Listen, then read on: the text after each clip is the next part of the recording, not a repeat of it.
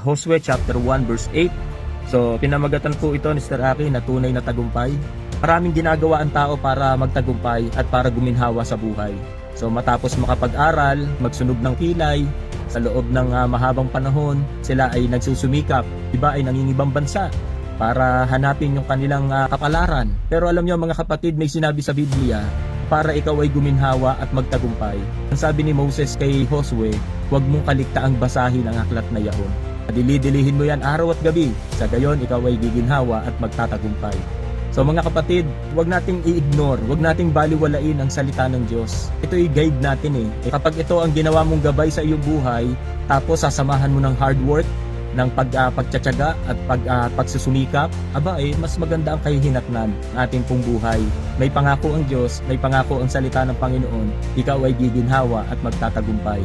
Mas maganda na maglaan tayo ng panahon, meditate the Word of God, upang tayo ay i-guide ni Lord sa isang matagumpay na pamumuhay, sa isang maginhawang buhay.